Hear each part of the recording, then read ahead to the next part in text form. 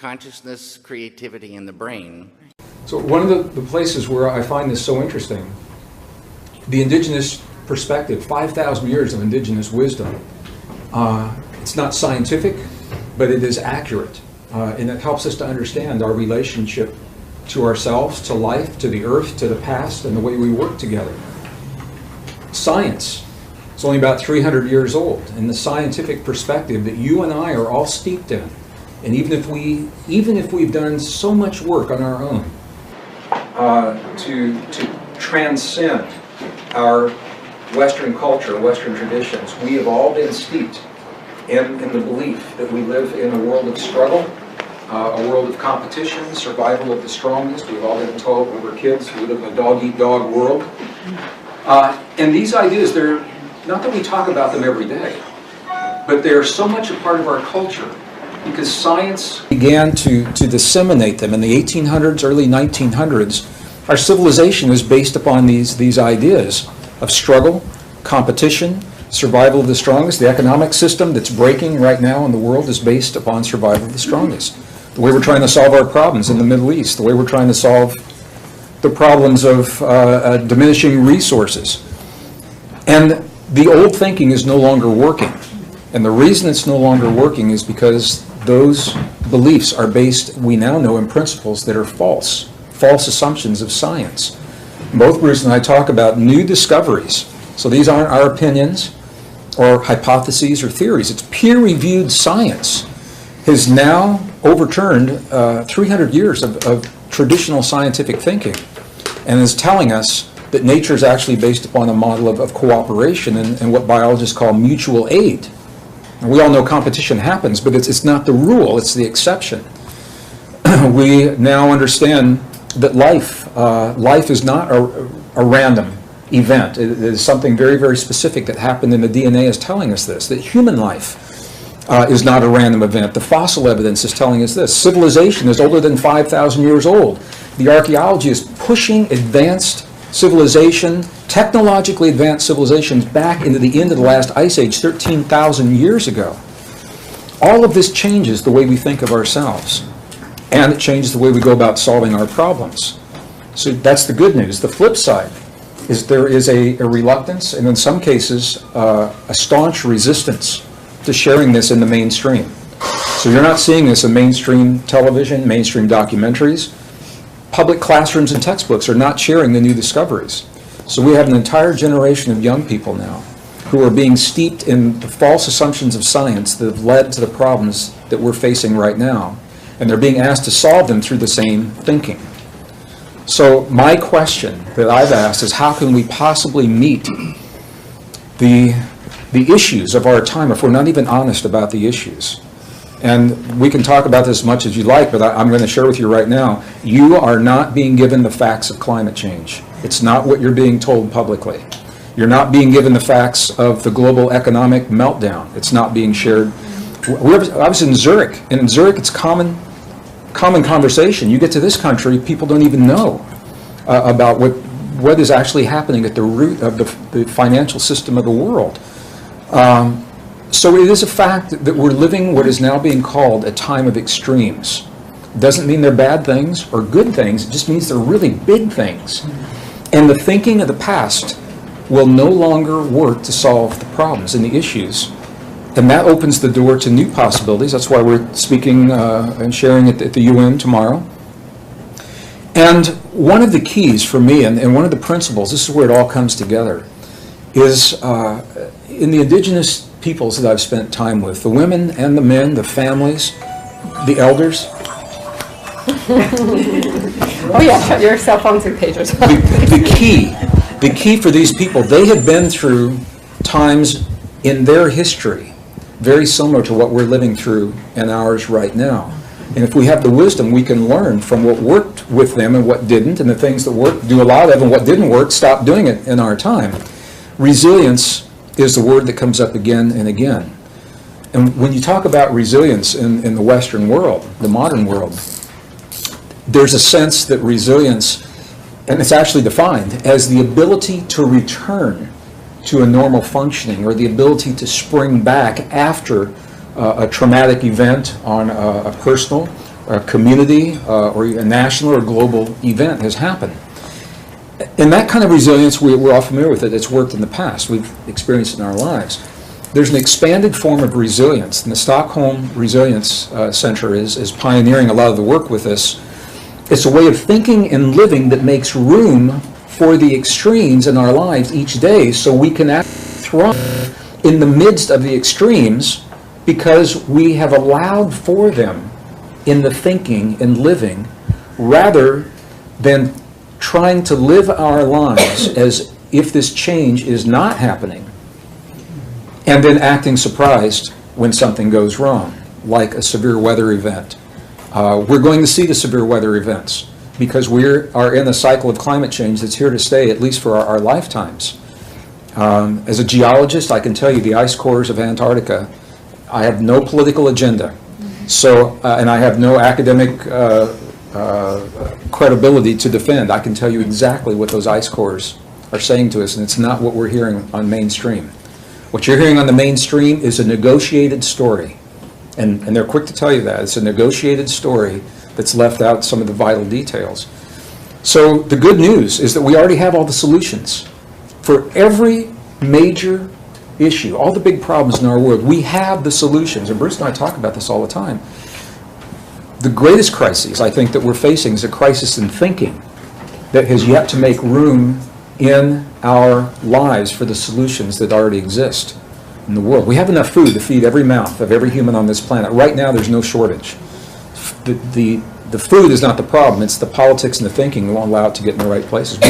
We have forms of energy that produce no greenhouse gases, that are inexpensive, abundant, that could fuel every home of every human on the face of the earth that chooses to have power in their home. It's not the technology that's the problem. I think back, and I know most of you in this room are old enough to remember this. I remember John F. Kennedy gave a speech that changed my life when I was young. In 32 words, he changed the course of human history. And what he said is, we choose before the end of this decade to place a man on the moon and bring him back safely. I'm paraphrasing. And it happened even before the end of the decade, and people say to me all the time, they say, how did that happen so fast? How did they develop the algorithms for the trajectory, and how they learned to build spacesuits and the packages of Tang that all the astronauts were drinking? How did they do that so quickly and implement in 10 years? And the answer is why I'm sharing this story right now. The technology already existed. No one in a position of authority and power had ever given a mandate for that technology to become a focus and accomplish a goal. And when then President John Kennedy, when he made that statement, it was the mandate, unprecedented, for the military complex, the civilian academic university complex, for corporations to free the money, banks to free the money, in a way that had never been done before. And the reason I'm saying is because that's precisely where we are right now. It's not about going to the moon, but it's about alleviating the suffering of people in the world who don't have the luxury to be in the salon like we are because they're struggling for their life tonight. But the key for those people is that we have the ability right now to implement a transformation. It can be done quickly or it can be done gradually over a long period of time, but no one in the position of authority and power has yet to make it a priority in this world. And I'm not saying it has to be a president of the United States. I'm simply saying that the fact is, if it were a priority, we have what we need to do that now. Resilience is the key, and community and cooperation that we now know is the essence of nature itself. Nature shows us this model, and I know Bruce shares this so eloquently. When he looks at the cells, we want to see how the world works, Bruce will tell you all about the cells. So we're learning now, and people ask me all the time, they say, Greg, you know, you think we made some big mistakes? I think it's more useful, personally, to think of ourselves as on this huge learning curve. And I think we've made choices in the past based upon what we knew, and they worked so well, they got us here. We're here now, so they worked. But now the world changed, and this is the last thing I'm going to say. The world changed, and no one has told us. There's been no special on BBC or CNN or the New York Times or some glossy magazine. And people all over the world now are clinging to an idea of the way things used to be and the way that they used to work in the world that used to be.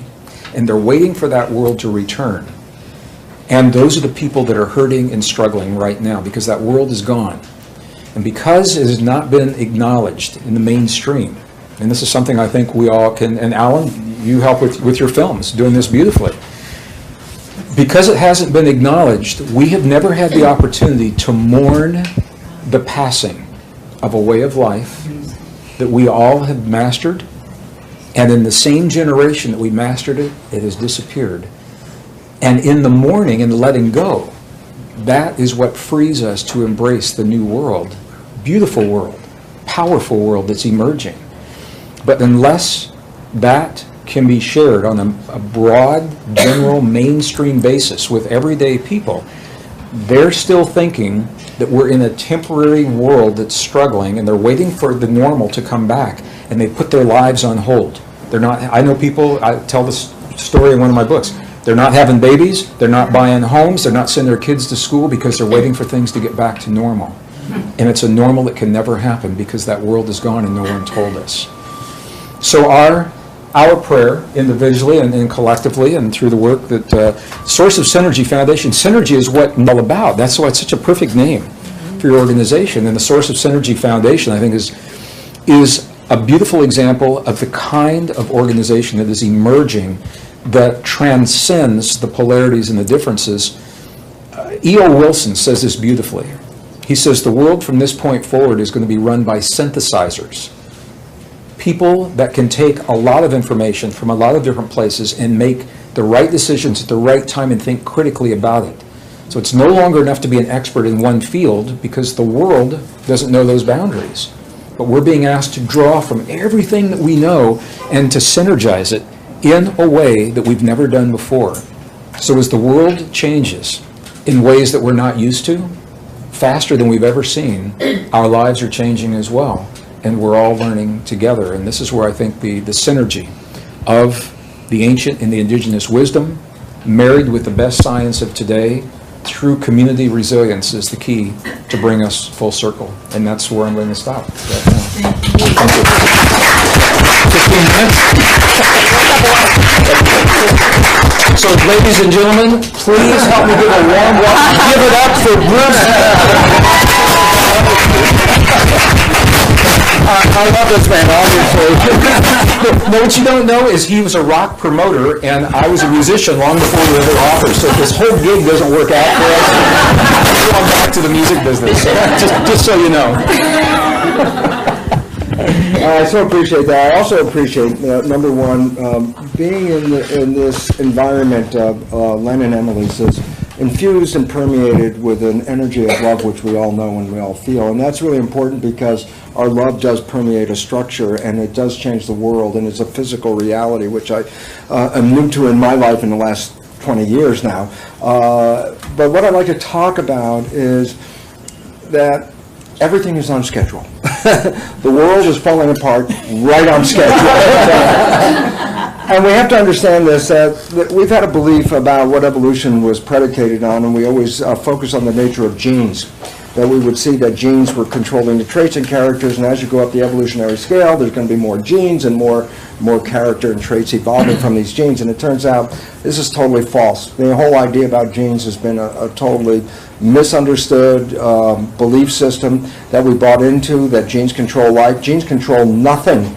Genes are blueprints. That's exactly what they are. And why that's relevant is we've been focusing on the blueprints and giving them self-realization, that they make a decision, a gene turns on and a gene turns off. And it turns out this is totally false. And the problem with this belief system, because it permeates our structure of the world, is that people perceive themselves as victims of a world because their genes are controlling them and they can't control their genes, according to that belief. I was fortunate enough to be in the right place at the right time years ago. I was cloning stem cells about 46 years ago. There was just a handful of us in the entire world that even knew what the hell a stem cell was. I did this study, and it's just so brief and so profoundly important. I just want to say what it represented. I would isolate one stem cell, which is an embryonic cell. Stem cells are embryo cells. The moment before you're born, I could say, here's an embryo cell, and then a moment after you're born, I look at the same cell and say, now it's called a stem cell. So that's what it represents, and the reason we have stem cells, and all of you have them because you are here, is the fact that every day we lose, as Carl Sagan would say, hundreds of billions of cells are dying every day, and we have to replace them, so we are growing every day of our lives by necessity. If you stop growing, if you stop the stem cells, you'll die right off. That's what it's going to be about.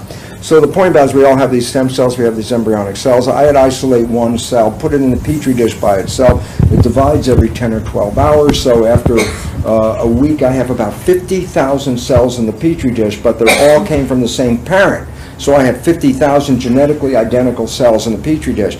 The experiment that I did is just mind-boggling because it was so simple and profound, is I would take cells out of the master dish and put it into another petri dish and change the environment, the culture environment. Cells live in the equivalent of a synthetic blood that we make in a laboratory called culture medium. And by changing some of the composition of that culture medium, I put these cells from the main dish into this dish, and the cells form muscle. And I go back to the very same dish of stem cells, put them into a second petri dish with another environment, and they form bone. And I go back to the very same dish and put cells into a third petri dish with a different environment, and they form fat cells. Well, you're left with a very important and very profound question. What controls the fate of the cells?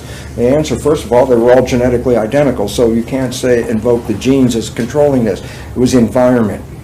My work on trying to understand how the environmental signals lead to the control of genes, which is now a new science since 1990. I saw this in 1967 and wrote about it, but it took 1990 until science recognized a new branch of science called epigenetics.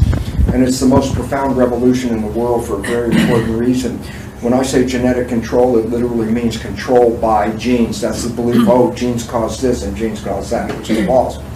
Epigenetic sounds like the same thing, epigenetic control, but epi is the entire revolution that this planet will pivot upon. For the reason is this, the prefix epi means above.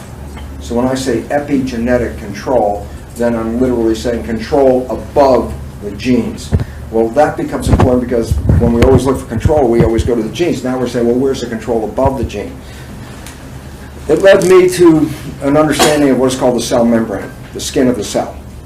And the relevance is that the skin of the cell is an information processor. It reads the environment and it sends signals into the cell and to the genes to control the biology of the genes to live in an environment that's always changing. So the membrane is the nervous system of the cell.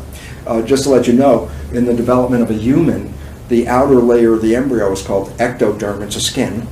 The skin gives rise only to two things in humans, skin and nervous system. So like the cell, our nervous system comes from this outer layer. Well, the significance about that, it led me to an understanding of how the cell worked and all that stuff, but it also led me to understand this.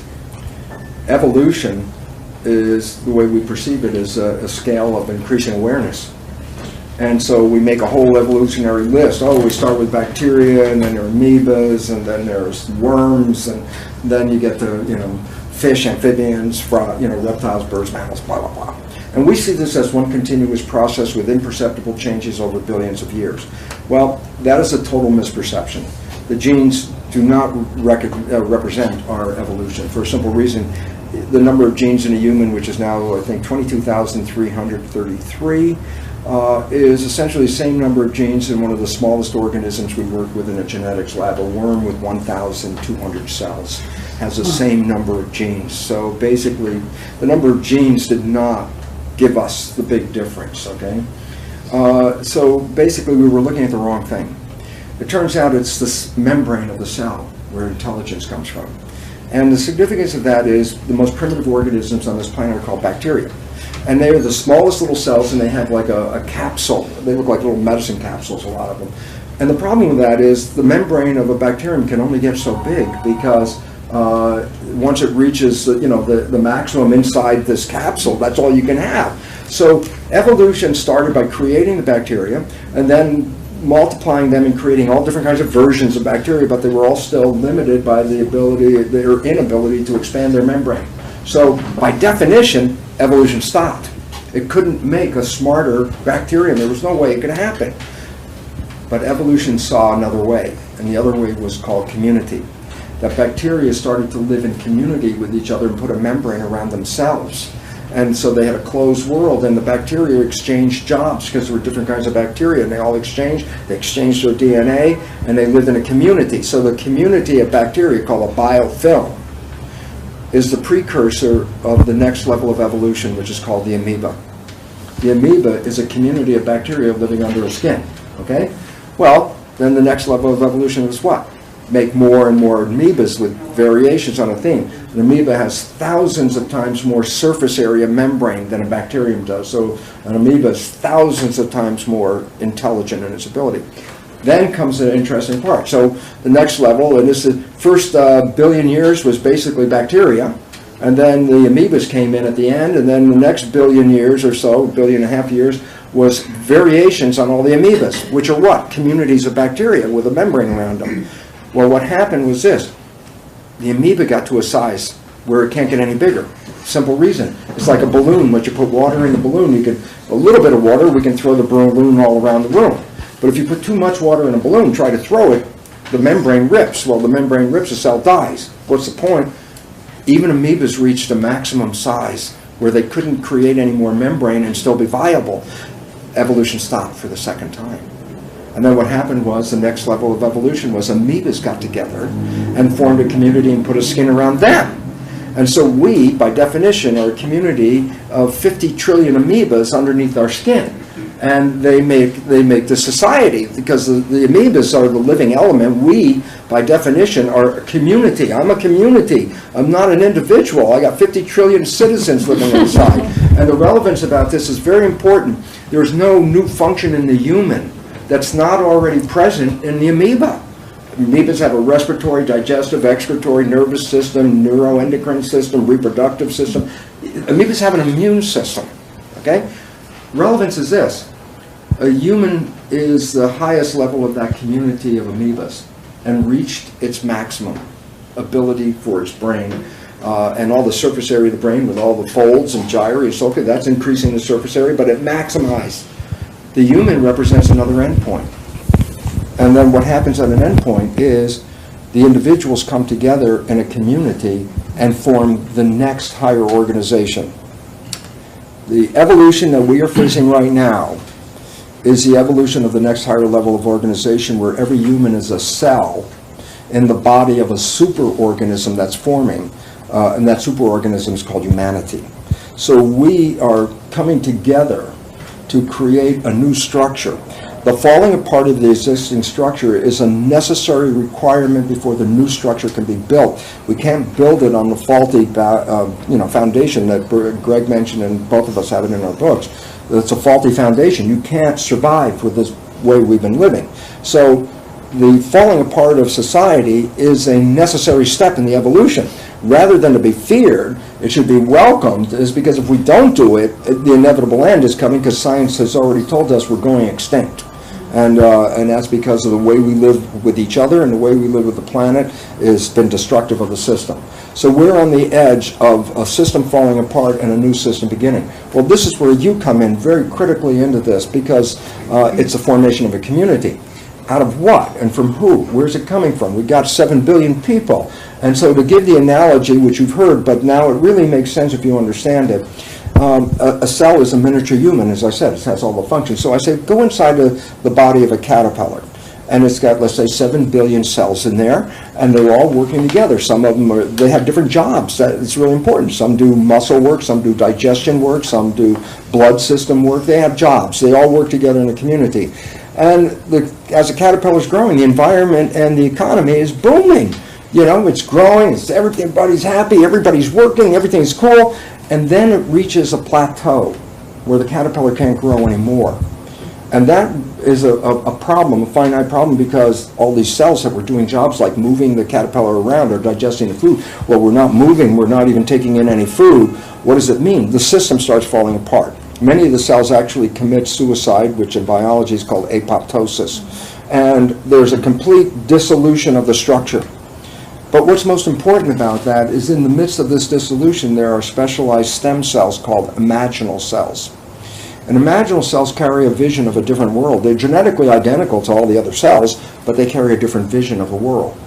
What they do is they get in among all the cells that are falling apart and help them organize into the next higher structure, which is the butterfly. So the relevance of you being in this room, number one, you are the cultural creatives that represent the imaginal cells. It's your influence in the world that can help shape the new structure of the community that must evolve. If we don't form this, then it's a choice. We may not make it. We've been here before, and we didn't make it, but this is an opportunity. If we don't change, then science's prediction of extinction is actually real and looming. And yet there is this great chance, because the internet, which represents the development of the nervous system of humanity. It connects 7 billion cells into one living organism. And we have a new population called the millennial generation. The most important part about that millennial generation is they're not part of the structure. They bitch and complain, and rightfully so, that they can't seem to get started in this world, but they don't realize not getting started is the primary step of the next evolution, for a simple reason. They don't, you tell a 20-something person that the stock market is going to crash, and they go, like I own a stock, right? I don't really care. And why that becomes important is they don't have a hold on the structure as it is. And there's now greater than 50% of them, which means less than 50% of the population is holding on to say, keep the structure the way it is, but they're getting, the population is diminishing. This is the foundation of what will cause a precipitation of the existing structure, because they're not connected to it. And they come from a global vision. They're connected by internet to a global world. The issues that, if I, politically said, like Republicans in the case of, the anger things that they have and their things, they were completely taken back by the population not following them, but not recognizing the young people they don't have a thing with race or with sex and all that kind of stuff, which are those other issues. They're global. And so their vision is really where the new vision is coming from. The falling down of the old one is necessary. So this is really exciting, because it says we are on the verge of making something new. And in addition to that, there'll be one other factor besides the fact that, well, there's two factors for the evolution. I'll just say it very quickly. Two factors. Number one, we are not victims of our health. 90-some% of ill health on this planet is now found to due totally to stress. It is not due to the biological malfunctioning. That, in fact, less than 5% of the population can even legitimately claim that their genetics are interfering with their life. So that means 95% of the people have a perfectly adequate genetic system, okay? We've been programmed to be victims, and the fact is, no, we are the ones that change the environment or perception of the environment. And since the environment that controls the cells, it doesn't make a difference if the cell's in a plastic dish or a skin-covered dish. It still responds to the environment. Our mind creates the chemistry, which is the foundation of the culture medium called blood. Your thoughts release different chemicals into the blood, and just as I change the culture medium in one dish to another dish, I change the fate of the cells. As you change your mind and change your perception, you change your own biology and genetics, which means you're all powerful, but you don't believe it because there's nobody supportive. This becomes really critical, and the other part is this: we've all been programmed. And this is the hardship that we face. And there's a movie called The Matrix. You may have seen people look for it in the science fiction part of the video store. It's actually a documentary. and the reason is simply this: we have been given the choice of take the blue pill and go back into the program, or take the red pill and get out of the program. They never really said what would happen if you got out of the program. And all of us have been programmed last trimester of pregnancy, first 7 years, is download. And the reason for the download is this: you cannot be conscious if you don't have data. In other words, I buy you a new iPod, you take it out of the box, I say push play, play is the create the playlist, created, conscious, let's say. I say push the play on the new iPod, and nothing happens. So, well, why not? And the answer is you didn't put any programs to play from. First 7 years, nature designed the download. The download is a brain state of theta as a predominant brain state, which is hypnosis. So that children observe everyone around them and download the behavior without conscious filtering or conscious interpretation. It's just a recording. What their fathers, their mothers, their family, culture is doing is a download. And these then become the foundation of the database. Now, the issue is the conscious mind is us, our spiritual, our source, who we are. We are in the conscious mind. There's an entity in there. That's us, okay? And the conscious mind is the creative mind. The conscious mind has wishes, desires, and aspirations. The subconscious mind is the habitual mind. It just plays the programs that we got. Well, the issue is, why don't our lives match our wishes and our desires? And science is answering that simply by the fact that it recognizes that we only operate 5% of the time from our conscious minds. That means 95% of your life is coming from the subconscious programs, which means the behaviors that you represent 95% of the time are actually not even yours. Fundamentally, they were downloaded from other people. And as a result, we're not living the lives that we want to live. And we don't see it, and that's where the whole monkey wrench goes in the system. As I say in my lectures very quickly, I hope I'm, give me a minute here, I'm trying to get to the end of this. I say, go back to a time in your life. I know you had a friend, you were very close to your friend, you knew your friend's behavior very, very well, and you happen to know your friend's parent. And at one point you see your friend has some of the same behavior as their parent. So you volunteer something like, hey, you know, Bill, you're just like your dad. And then you back away from Bill, who goes totally ballistic and says, how can you compare me to my dad? And most people are totally familiar with this. And I say, but this is a profound story. Everyone else can see that Bill behaves like his dad. The only one who doesn't see it is Bill. And there's a reason, scientifically. The conscious mind is thinking 95% of the time. And when it's thinking, by definition, it's not being mindful or paying attention. And as a result, the default shifts into the subconscious behavior. So now you're playing behavior that you don't see and comes from other people and sabotages ourselves, okay? So the programming is really where the problems come from. And the cultural programming is passed down the first 7 years unconsciously from generation to generation to generation, which presets your cancer. Children who are adopted into a family that has a lineage of cancer, the adopted child will get the same family cancer as much as any sibling would, but they came from totally different genetics. It's not the genes that did this, okay? Go back very quickly, and I'll just close it out because there's some interesting part about the story of the Matrix. It says, take the red pill and get out of the programming. And I would say, well, what would happen if you didn't go in, if you stopped operating from your programming? If you stayed mindful right now and stopped operating from the program, I'll tell you what happened because you've experienced it already in your life. If you ever fell in love, head over heels in love with somebody, this was the one time in your life where you don't default to the subconscious program. It's the beginning part of love. It's called the honeymoon. 3 things are very important about it. Number 1, you're extremely healthy. And the reason is love causes brain secretions in the culture medium that give health to the cells. People glow. They have tremendous energy when they fall in love. I always joke that they make love for days without stopping for food or sleep. They got so much energy. And I also come to this most important conclusion. When you ask people who are in that state of what I call the honeymoon effect about life on this planet, to them at that moment it's heaven on earth. It's heaven on earth. And the fact was, well, that was not an accident or a coincidence. They created it from what? Conscious mind, wishes, desires, and aspirations. Then there's a tendency to lose it and falls apart. And the reason is, well, why did it fall apart? And the answer is, when life gets busy, you start to think. And the moment you start thinking, you default to the programs that you got from your parents and your community. Well, those behaviors were never part of the honeymoon. So when they're introduced, usually it's a shock to the other person to see that behavior show up. And this is where that, I love the phrase, who are you, comes out to their partner. And the fact is, then you have to go back to Bill's story. Bill didn't see he was playing the behavior, so he has no idea he has that behavior.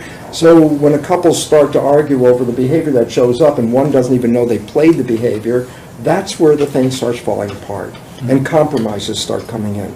Well, I accept that crummy behavior because we had this great honeymoon part. That was really good. But then another compromise and another compromise. And every time you compromise, the honeymoon disappears quick, piece by piece by piece, until you say, no more compromises, relationship over. And then you stand there thinking, how did something so wonderful turn into this? And the answer was, it was wonderful when you operated from your creative, conscious mind and were mindful. And you lost it when the programs kicked in. So the world we're facing today is, in a conclusion, cosmic joke, if I would really look at it the way I love to see it, is that we've been programmed to believe that we die and then we go to heaven. My perception is a little different. I think we're born into heaven. And this is where we come to create. This is where we come to have experiences. When we die, we carry those with us, but not the opportunity to make more creations, because this is a virtual reality suit that, as I was saying earlier, when I wasn't spiritual, I had nothing to do with spirituality. I was doing genetics and molecules, all these things, and then I saw the nature of the spirituality, and it was a moment of my whole life changed. And the moment was when I asked myself, when I owned all of a sudden that I have a spiritual part to me and a physical part, and I asked myself, why have both? And the cells answered the question. With a question, I asked, why have both a spirit and a body? And the cells said this to me, Bruce, if you're just a spirit, what does chocolate taste like?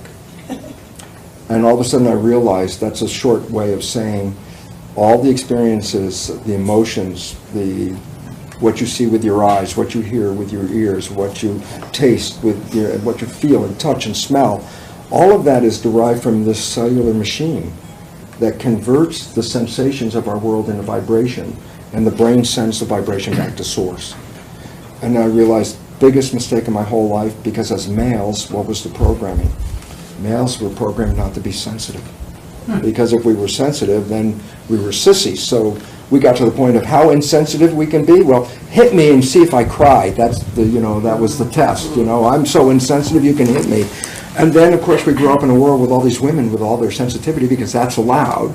And they look at us going, how come they're so damn insensitive? And it's the programming. And the fact is, I wasted a lot of my life realizing that our business on this planet is experiential, and to go and be creative, and to manifest experiences you want to carry with you. And the group of the Synergy Foundation, you people all here, are creating experiences in this world, and you're at a level of your experiential creations are capable of influencing a large number of other people, because that's how it's going to spread. As people let go of the programming and move into personal creativity, we all create heaven on earth when we're in love. If we got rid of the program, by then definition, everyone would be manifesting their version of heaven on earth. And I think this is the destination that we're moving into, but the old structure is in a state of collapse with new thinking. And this is what Greg and I emphasize about the new science, the new thinking that shapes the way we live. So we are definitely on the verge of the greatest possible step of human evolution ever, the coming together of a unity called humanity. And the synergy of 7 billion people coming together in the world of science leads to something called emergence. And emergence is things we couldn't even imagine right at this minute. When that many people come together, will pop out of our world. So there's a world that's so far beyond even our imagination at this moment, just looming on the horizon. And as Greg said, all the answers that we need are here, and when this comes together, it will completely turn this planet into heaven on earth, which it rightfully is. For more information, check out Rye Guy Ottawa on YouTube.com.